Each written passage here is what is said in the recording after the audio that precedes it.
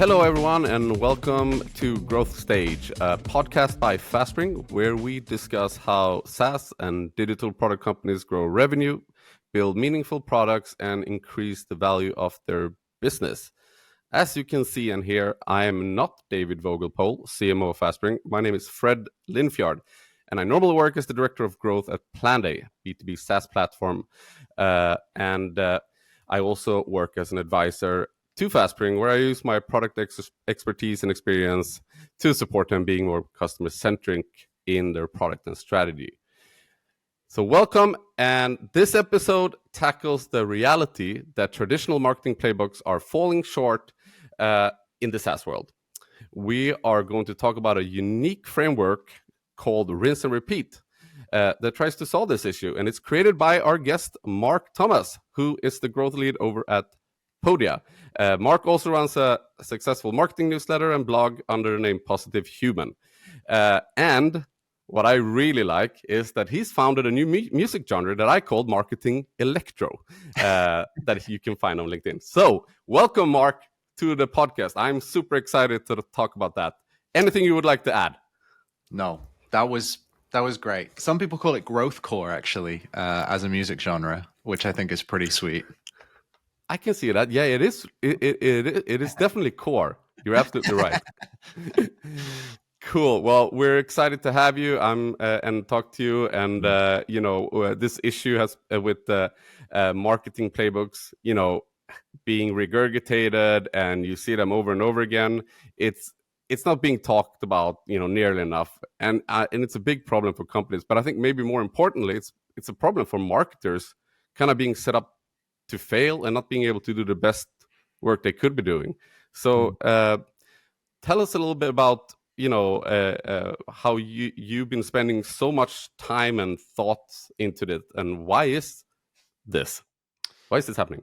Well, firstly, let me just say, you say it's not being talked about very much. Actually, that's absolutely true. And I had the suspicion that maybe people were not wanting to talk about it. So I went off and I did some research. It wasn't like a massive amount of research, but I did a survey and I did a bunch of calls with marketing leaders. And what I found is almost everybody is acknowledging this privately. But because a lot of people are still wondering how to react and how to adapt to that, and they're worried about getting it wrong, they're scared about getting it wrong, they're not saying it publicly. Now, marketing leaders are in a position where they can do that, right? They've got a career track record. Mm-hmm. They have roles that aren't necessarily just related to the metrics that they deliver and manage. Their success and their performance is actually measured on all sorts of different things. But then there's this whole industry of people in the actual marketing roles, and those people are struggling because the marketing leaders, for very good reasons, won't actually talk about this publicly, and yet they're still expecting the same playbooks to be run. Okay, so that's pretty crushing in some ways, because a lot of people are going to miss out on maybe some of the career progression they might otherwise have had if they were simply allowed to acknowledge publicly, hey, we're like, I don't know, our SEO approach is broken, or our paid media is, maybe, 90% waste. So I think that's like a really important point, is like a lot of people are acknowledging this privately, and things are about to change, but yet a lot of people don't know how to approach that. And that's really why I sort of came up with this concept of rinse and repeat. It's really a response to like, look, nobody knows. But how do you approach this in a way that's sort of measured and cuts the risk that you're taking by saying we're not going to produce maybe new content on our blog because we've always done that, but it's no longer working, that kind of thing. Got it. Yeah, I think it's a really interesting topic, and it's really interesting that you've kind of dove into this on outside your work and kind of created the Positive Human, which is kind of like just really diving into this from all different angles. And I've thought about this because, as you say, I think it's acknowledged by most of the practitioners and everything, but still, it's hard to actually to get to a point where you're driving this change. And I'm starting to think, is it like a hard thing to explain to those, that you might be reporting to, that hey, we want to do something new, and you kind of like, well, why not do what they do? It seems to work for them. We should be doing that. So they never kind of get the time, because marketing takes time, right? So and you won't see the results in 2 weeks or 3 weeks, or I mean, you'll see it next quarter if it's working. It's just hard to have to power through that change. What do you think about that? Yeah, no, I do definitely agree. There's a lot of reasons why this is a hard time to be in marketing and a software product in particular. Couple of major changes that have happened over the last couple of years, which I think are really worthwhile looking at. So the first kind of big thing that really happened was that GDPR happened, right? Like GDPR was the first in a series of dominoes that have really affected the marketing industry. Now, as a citizen, I very much value GDPR. As a marketer, it made my job a lot harder. And privacy legislation basically started being able to started kind of having an impact on the ability of companies to track users without permission, right? And Yeah. getting permission is fine, but it's a step that not everyone wants to take. Then the iOS 16 update for Apple, which basically took away the kind of the ad tracking ability, that massively impacted a lot of the channels. So, for example, like Meta ads was hugely impacted by that. Yeah. And that's a big old challenge. And then recently, AI generated content took hold of the SERP, right? The search engine results in the comment section, everywhere, all the time, all at once, right? Then Google, they decided to sunset universal analytics. And suddenly, a lot of marketers were actually left without meaningful, easy data to base decisions on. And that brings us like to now, where we're being asked to continue, and rightly so, we're being asked to continue proving the impact of our marketing, but we don't actually have the ability to do that because privacy legislation's cut out a bunch of the ability to track it. And Google Analytics really put the nail in the coffin there by dying, right? Yeah. So, and then like just one more thing here is that there's also this big kind of market swell, which is caused by large companies dominating marketing channels in topics that are adjacent to or even far away from the original topic of their product, right? So ClickUp is a good example of this. And I don't blame them for doing this. I think it's wonderful that they've been able to. But like ClickUp have been able to go, I'm a productivity tool, right? So I'm a to-do list app, first of all. And then they added additional features. And as they added features, they also added marketing collateral around those features. And so while they start off in a very basic thing, like let's say take search as an example, maybe originally they're doing a thing where it's like how to create a to-do list. I'm pulling these examples out of the air, so I don't know if this is real, but like how to create a to-do list, very sort of problem-based content. And then suddenly they add in team collaboration, and then they add in AI, and then they add in project management, and so now they're in this big old thing of like they've got a huge search footprint. And then you add to that the fact that over time, because they start to eat up other people's markets and they need to go to new areas and they need to attract new top of funnel signups, they end up doing like very much top of funnel content. So it's like maybe it starts off as, how to be more productive. And then suddenly they've got how to manage mental health problems as a vet or something like that. They've got all of this content. I literally have no idea whether they've got that content. But what I'm saying, and the reason I'm saying this is large software companies are dominating and eating up the potential traffic and eyeballs from the smaller companies and even the mid-sized companies. And it's becoming harder and harder to get in front of people in a way that you can sort of meaningfully drive growth with the channels that you're already using and the playbooks you're already using. And that's why this is really happening. It's not because people buy differently. People buy in the same way. Yeah. Right? Everyone wants trust. They want social proof. They want an understanding of their problem. They're not buying differently. So that's a lie that marketers tell, or certainly a mistruth. The Yeah, reason that that makes it's becoming hard is because these channels are saturated and the playbooks have decreased in efficacy. I totally see that, doing growth myself at Planday, it just costs more and more, and you're not reaching the right people, and it's getting, as you said, you can't use the cookies and those ways how you could kind of repeat your message over and over. And I've been, I actually think that, digital is getting so hard, and I'm starting to get some really cool things offline, like seeing companies in SaaS world actually deliver things through an offline channel to me, which I mean, I had one company where our office managers came with the handwritten letter and put it on my desk, and I just read it, and it just basically just mentioned my LinkedIn discussions in comments, and I could see it's been automated, and I'm like, wow, okay, yeah, they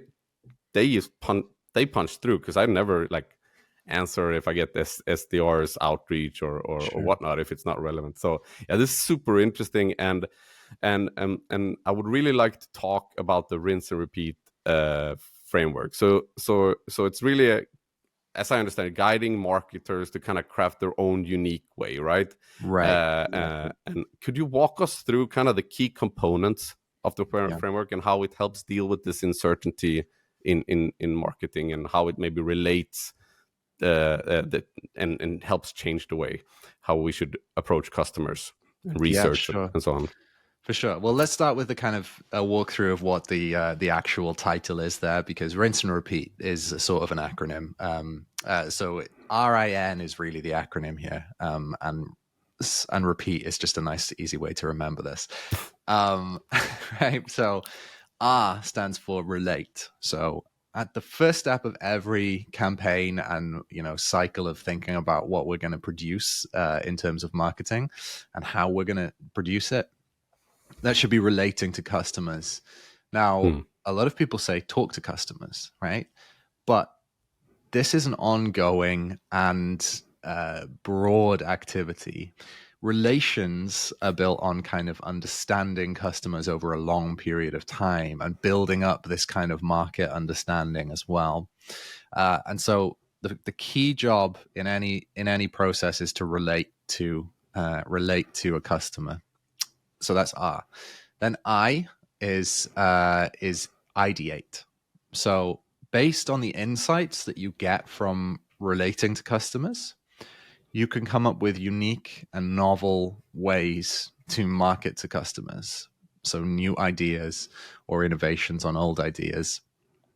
And those are based on the insights, right? So it's not like you're not saying our customers hang out on, I don't know, some private forum, because that's great knowledge, but you can go and do the same stuff there without that.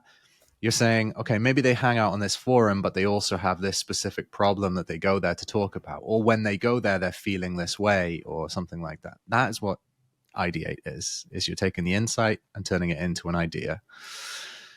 And then narrate is the letter N in our acronym here. So narrate is about acknowledging that Google Analytics is gone.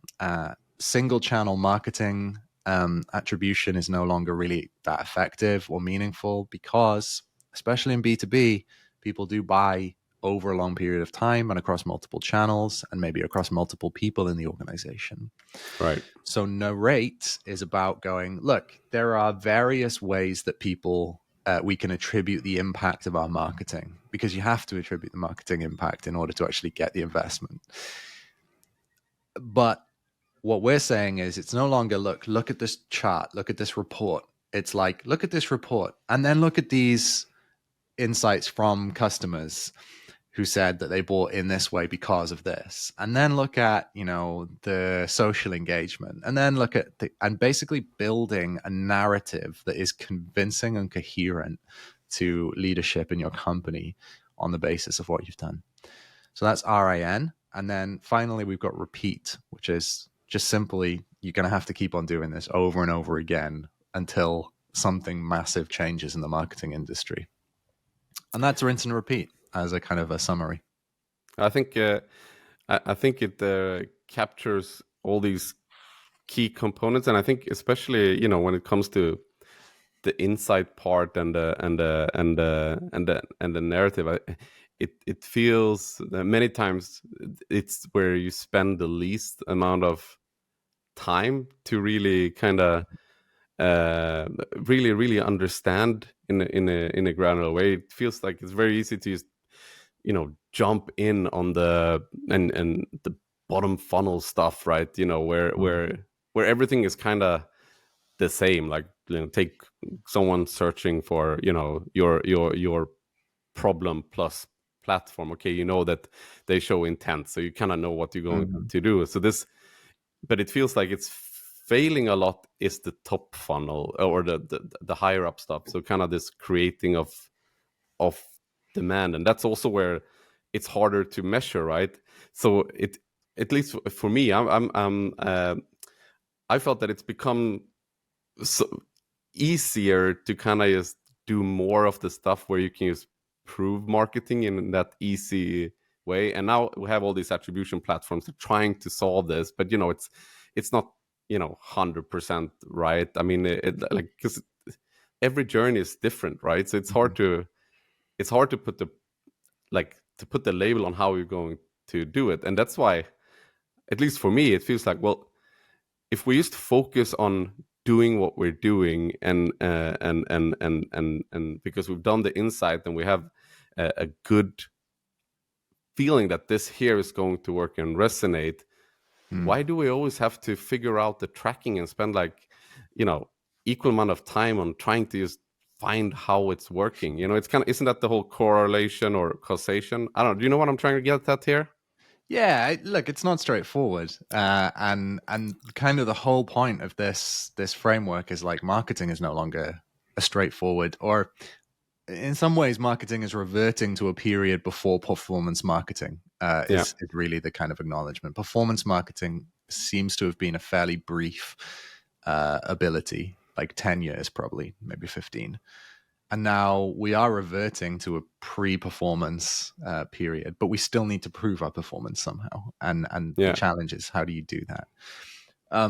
Fred, do you reckon it might be helpful here if we talk about an actual case study of how to apply this? Yes, I would. I would love to hear something tangible like that, please. Yeah. All right. Well, look, I can share an example from Podia, from how we applied some of this thinking to our work. So let's start off at the top. We'll start off with relate. So just some context here, Podia is a product, a platform, really, for anyone who wants to start an online digital business, usually around selling some kind of digital product, like a course or a download or a webinar or coaching. But we also added email marketing and a website builder to that. So it's very kind of broad product now.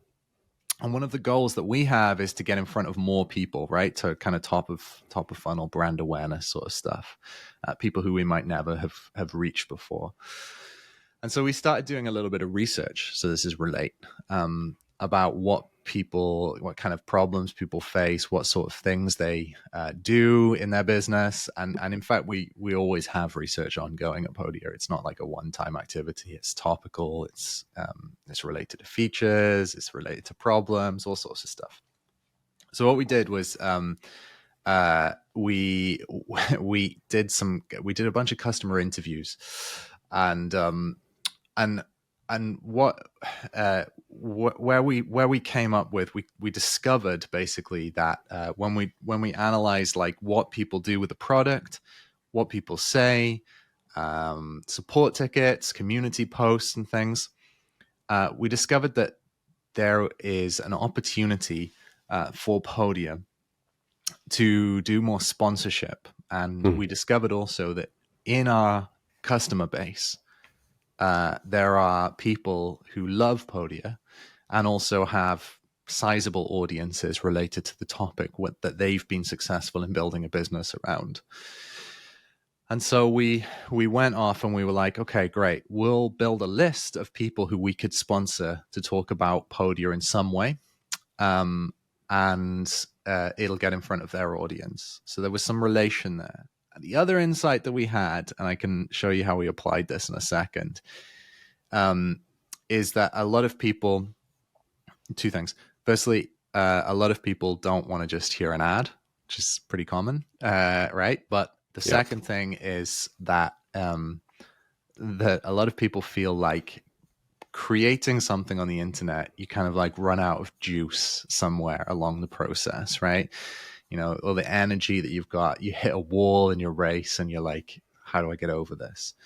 Okay, so a couple of things there. We understood that people like, people have in our user base buy from people that they like. They have sizable audiences themselves, and they've been successful around building those audiences, and also this kind of insight about running out of juice. Now that's relation over a long period of time, and then kind of some condensing around that. So what do you do with that? You turn it into an idea, right? You need ideas for how to actually take that insight and turn it into something that you can tangibly use to drive new revenue. So we came up with, based on that, this whole concept of sponsoring users to create content. And because we know that they don't just want to build, they don't just want to, we don't want them to read ads. We don't want them to say this episode is sponsored by Podia. We want them to create interesting content that resonates with our whole brand, which is about creating interesting businesses, right, on the internet.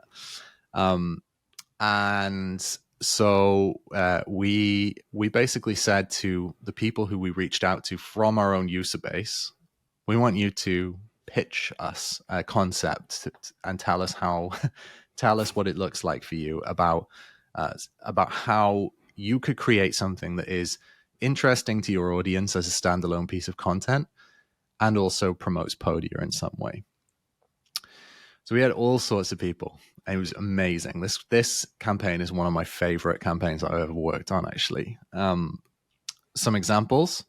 So we had somebody create, you know, the game horse in basketball or skate in skateboarding, where you do a trick and then if the person you're playing with can't do the trick, they get the letter S. Or you know, we had a BMX instructor who has an audience on TikTok do the same thing for BMX, but with the word Podia. And so we helped him come up with that concept, and he absolutely ran with it, and it looked cool. He did a whole little series on this, and what it was he was doing the tricks, which is interesting to his audience, even if you've got the sound off.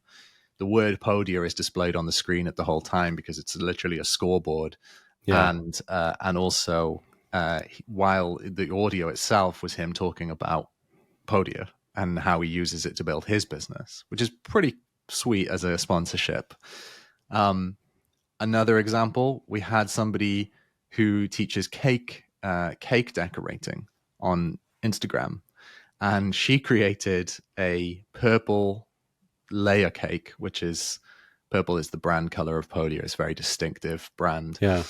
And she created this beautiful looking purple cake. It was sort of like ASMR for your eyeballs, right? Like she's doing this, she's doing the icing, and the layers are all different purples and stuff like that. And the whole time she's talking about Podia. And then finally, and this is the one that, like, for me, literally puts the icing on the cake. We had this user in our user base, the plant-based whole food cooking show. I might have got that the wrong way around. The whole food plant-based cooking show. And it is a sizable cooking show on YouTube. And we started talking to them, and they have a couple of different sponsorships because they've already monetized their audience in some way. and the classic one is an ad read. So their audience is all people who want to make plant-based cooking, right? Yeah. The classic thing for them is an ad read. But we were like, look, let's do something a bit more sort of creative, because you're creative people. And they also have this ad format that they have, or monetization format, where they'll create a recipe with your ingredient. Now, most of their sponsors are ingredient companies or food companies, so we don't have an ingredient. But what we said was, look, we've got this understanding from our user research that a lot of people who hit this barrier of kind of creating something and putting something out, they run out of creative juice. So why don't you really make a whole episode about this purple juice drink that you're going to create, which is sort of plant-based, made to kind of help you feel like a little bit more energized, or the ingredients have properties around creativity or something like that. I don't know really. And anyway, they ran with that, and they came up with literally Creative Juice, which is a purple smoothie drink that they made on the show while talking about Podia. So their audience loved it. We got like a really great kind of sponsored piece of content. That content's going to stay there forever. It's on their YouTube channel. It's not like they just did a one-off episode. It's a useful piece of content regardless of whether Podia is mentioned or not to their audience. And because we want their customers, we want their viewers to create Podia sites, this is a perfect thing. And so that was ideate. That's exactly what this process is like. Relate, then ideate. Wow, that is really interesting. And very, very nicely put out how you actually combined and inserted your brand into their channels in a very kind of way that's unique to them, that you kind of empowered them to kind of do their things. It's kind of both getting kind of value out of it, and and you guys coming and helping them maybe to do the ideation. I really like that. And then of course you get the piece of really unique content that probably you wouldn't be able to do yourself, as with the more traditional playbook. Well, let's get someone to do a podcast or something like that. I really like that. So how do you, like, what's the next step from there? Is there anything that needs to be like reported or tracked in order to connect the dots? Or is it kind of like, well, let's just focus on doing these things, creating and ideating these really unique pieces of content, and then we'll just see how it how like the engagement of it, and then we take the next step afterwards, and you would get like the support maybe from someone the support from your from your managers to actually get the time to spend doing this. How does that work? Well, look, no, you have to. My view is you have to be able to prove the impact of your work. Even if that's not a fully qualitative thing, you have to be able to prove the impact of your spend. Otherwise, you're just creating art, right? Which is lovely, but it's not the job of marketing at the end of the day. So let's like take this Creative Juice campaign, which I think is a good one. So there's no analytics tool in the world that can successfully measure the direct impact on your revenue of having an influencer create a soft drink for your brand. Like, it's just not possible. But like at some point, my manager, Benjamin Elias, who's the VP of marketing here at Podia, he persuaded the organization as a whole that ideas like this one would be valuable. Now, I don't know the exact conversation here that he had, so I can't speak to that. But what I can say is, from having kind of inputted into this and worked on this project, I like to think of this as like almost a matrix of attribution. In fact, there's another little framework I created while I was at my last role at Powered by Search. So I call it the attribution matrix, and it factors in a bunch of different things. So the axes, if you can imagine this, the y-axis is qualitative to quantitative, so qualitative and quantitative. And then the x-axis is low confidence and high confidence. Hmm. So all attribution fits within one of these segments. No matter what project you're working on, there is no signal that doesn't fit into one of these quadrants. So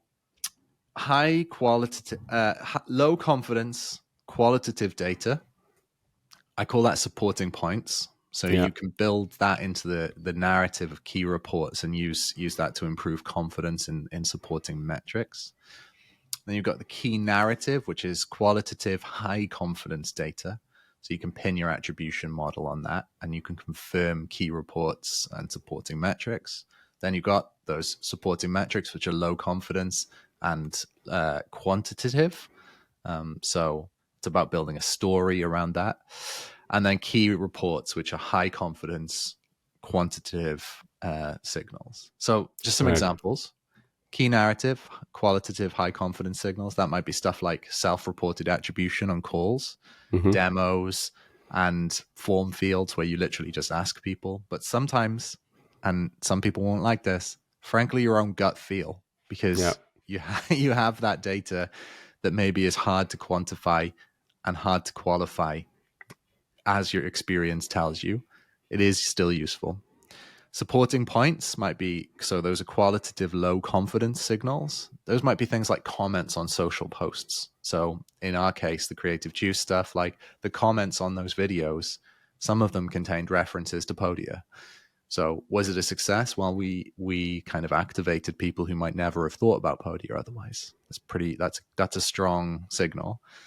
Then key reports, quantitative high confidence signals, stuff like ad platform data, that you have a good amount of confidence in those, even with the privacy and tracking regulations. Right. And then finally, supporting metrics. Those are the quantitative low confidence signals. That could be stuff like engagement with email marketing, right? Yeah. So if I think of like how I would spin this, so the narrative is about combining those different segments as appropriate for your campaign. So, for example, I personally tend to favor that kind of narrative reporting for harder to attribute channels like sponsorships.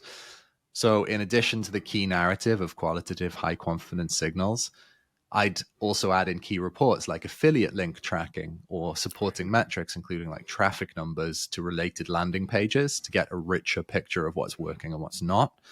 But let's say you do like the numbers and you think the numbers are the most valuable thing.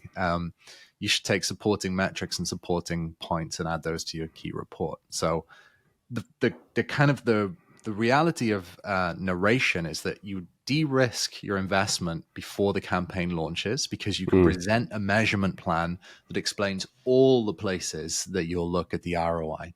That increases leadership confidence, by the way. It's not a singular thing. You're telling a rich story. And the second thing is you actually increase the likelihood of making successful marketing decisions once the campaign's up and running, because you're not basing your choices, your ad adjustments, or your adding in new content to the campaign based solely on some isolated metric or analytics report, because we know data lies and you lie about data. Like as kind of rational as you are, your gut tells you different things sometimes. And that means you're less likely to encounter a scenario where your boss sees the marketing spend as a ratio of leads generated and just tells you to turn it off straight away. Yeah. So like that's how I think about narration, really. That's a really, really good advice, and I think it's also goes back to the part where you, basically, you need to really think about, well, how does success look like, and before, and then what you're advising here is kind of like, well, it's not just one metric; it's a mix of low confidence and maybe high confidence, and that together paints the narrative that you can then communicate internally and actually prove the correlation between, hey, we're doing this and we're investing this time here and it's impacting this and we're thinking we're going to see this, the results in this way. So I really like that. And I know we're coming almost to the end here, but I really would like to ask you, in simple terms, if you are, a company that's kind of heavy reliant on a traditional playbook, like, well, we have our PPC and, we're doing bottom funnel, like, what's the initial step you should take to kind of transition towards more like this, more rinse repeat, and looking at the rinse and repeat framework? I mean, because you can hardly go from our business is 80% PPC to doing purple juices on YouTube, right? And you shouldn't stop doing that other stuff either if you can show that it is useful, right? Yeah. If you can build a narrative around the utility of your PPC as it is, great. Carry on doing it if it's genuinely useful to you because it's working, right? But yeah, adding in other things, how would you go about doing that? Or maybe transitioning some stuff? Well, how I think about this, and I think that's how I think about all marketing, is literally go to your customers and start running not just one, but all sorts of different research activities. So go from quantitative stuff. So a great way to do this is just if you've got a software product, which I think is really the kind of target audience here, right? Yeah. If you've got a software product, run an in-app survey about a little pop-up. We use Iterate HQ at Podia. Run a little survey asking users about something specific, and it's a closed question, right? So closed question's great because it's very easy for people to take. Right now, I'm running one on Podia because we're targeting people with email upsells. We want people to start using Podia email more. I'm running one that literally just asks, what email marketing platform do you use? What I'm going to do with that data eventually, I know, is I'm going to segment and tailor my outreach to those users based on what they've answered. But also, I might do some further qualitative research based on people who respond to that. So I'll go back and I'll say, like, these 400 users or 4,000 users or whatever it ends up being said they use, I don't know, MailChimp. I want to go off and I want to interview MailChimp users about why they like MailChimp and why they don't like MailChimp and why they chose it. And I might go and interview 20 people in a qualitative interview. Then I'll code that. I'll turn it back into a survey with the question set is based on these things. And then by the end of that kind of little, narrow to broad to narrow diamond, I'll have like some really great insights about why our users use MailChimp and how we can make them not use MailChimp and use Podia email instead. And then I can use that as like a de-risking for the rest of the stuff that I want to do. Right. Because this is all about, for the time being, acknowledging that people feel like running playbooks that are non-standard is actually risky. Yeah. And so going to your customers, when you get close to your customers' fears, it gives you permission to do these things and get weird, right? And you can go and play in spaces where your competitors can't play in, and your programs go from don't care to kind of bought in, which is pretty sweet. That's what you want from marketing. So that's what I'd say. Go to your customers and use it as a de-risking strategy. Wow, thank you so much, Mark. And just to do a quick sum up here, the rinse and repeat framework is really a guide and a tangible way to look at how you can transition to doing more unique marketing campaigns and penetrating, the noise to reach your customers in better, more creative ways. So and what we talked about today is also the importance of, you don't just jump in and try to ideate and think about figuring out a new way of doing. You need to kind of do the research part first, right, to get the insight. And that's also what I take away from this, is where you should start. The first initial steps is actually to spend more time on doing this research part, which then will give you the next piece of the puzzle, which might be ideation or might be another research, right? And then you kind of take it from there, and it might turn out to be a campaign. So that's how I would like to sum it up. So the tracking part, with the different signals that can help show success, that will help you sell it internally, reduce the fear, and then the insight. And all this here is kind of also de-risking and helping drive this change. I don't know. Did I get it sort of right there? Sounds good to me. Yeah, you got it. Perfect. Well, hey, Marc, thank you so much for sharing today and being part of the Growth Stage podcast. If you guys would like to learn more about what we talked about today and what Marc Thomas is up to, look him up on LinkedIn. And I really recommend you guys visit his blog on positivehuman.co. It's a really good read and a newsletter with a lot of great tips around this topic. Also, check out what did we call it? Not marketing, growth core. The growth core music he puts out on LinkedIn. Nice. All right, thank you so much, Marc. Appreciate it. And thank you all for tuning in. Bye.